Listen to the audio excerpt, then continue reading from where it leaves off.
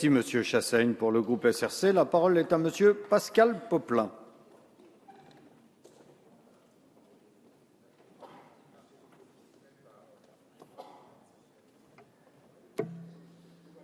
Monsieur le Président, Monsieur le Ministre, Monsieur le Président de la Commission des lois, Monsieur le rapporteur, mes chers collègues, agir pour contribuer à la moralisation du fonctionnement de notre démocratie est une tâche qu'il faut sans cesse remettre sur le métier.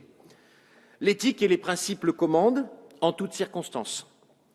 L'état de l'opinion rend cette œuvre encore davantage nécessaire, à l'heure où les Français sont chaque jour confrontés à un niveau de plus en plus préoccupant, dans l'idée, qui n'est pas nouvelle, selon laquelle ceux qu'ils sont de moins en moins nombreux à élire n'auraient jamais été aussi peu dignes de confiance. Aujourd'hui, la défiance est générale, personne ne peut s'en abstraire. Ceux qui, par leurs actes, alimentent cette interminable chronique en portent bien évidemment la responsabilité première. Ceux qui la commentent à l'excès, souvent sans discernement, par ignorance ou à dessein, sont aussi comptables d'une situation qui menace désormais l'avenir même de la République. Ceux qui pensent qu'ils peuvent tirer un quelconque bénéfice politique lorsque un concurrent se trouve placé, à tort ou à raison, sur la sellette, se livrent à un petit calcul de courte vue.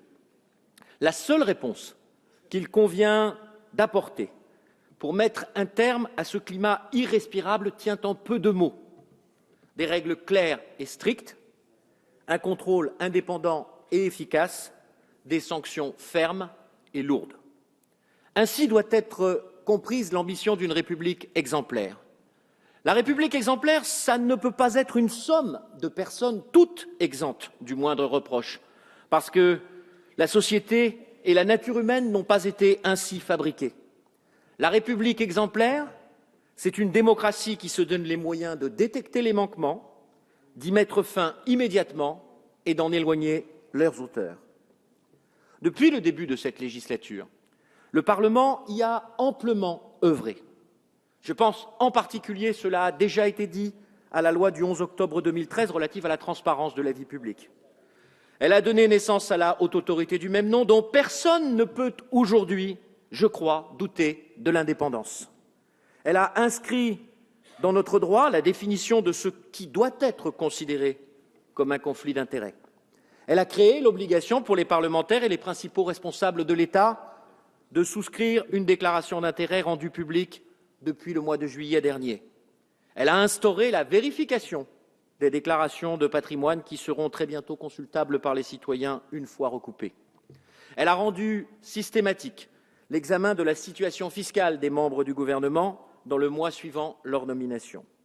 Elle a mieux encadré les dons des particuliers aux partis politiques pour empêcher cette forme de détournement de la loi que constituait la multiplication des micro-partis. Elle a durci de manière lourde les sanctions pour ceux qui manqueraient à l'ensemble de ces règles. Cette loi place désormais enfin la France parmi les démocraties disposant des normes les plus avancées en matière de contrôle de l'intégrité de ses responsables publics, même si nos concitoyens n'en ont pas encore conscience. Au sein de notre Assemblée, je rappellerai aussi à mon tour votre action déterminante, Monsieur le Président, pour instaurer l'équité dans la répartition de la réserve parlementaire et la publication de son emploi. Avec la proposition de résolution sur laquelle nous nous prononçons aujourd'hui, nous poursuivons ce chemin.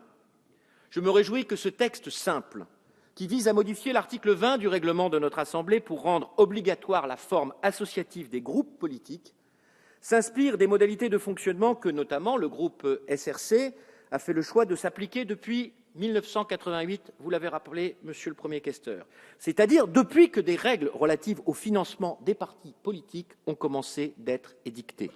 Cette forme associative présente les garanties qu'une démocratie moderne est en droit d'attendre du fonctionnement d'une structure dont l'objet est certes spécifique, mais qui n'en demeure pas moins bénéficiaire de dotations publiques. Je pense au fonctionnement démocratique, avec l'élection des responsables, au contrôle interne, avec la présentation et l'approbation des comptes par une assemblée générale, mais aussi au contrôle externe, avec leur certification par un commissaire aux comptes. Je me réjouis enfin que ce texte, porté par le président de l'Assemblée nationale, et il a été rappelé le rôle décisif qu'il y a joué, Les 3 questeurs de notre Assemblée, ainsi que l'ensemble des présidents de groupe, semblent consensuels. Cela tranche heureusement avec la loi du 11 octobre 2013 relative à la transparence de la vie publique, sur laquelle majorité et opposition ne s'étaient pas retrouvés. Le groupe SRC soutiendra donc bien évidemment ce projet de résolution qui ne changera rien pour lui-même, puisque nous sommes par avance en conformité avec cette modification, mais qui constituera, à n'en pas douter, une utile révolution pour d'autres. Merci, Monsieur Poppa.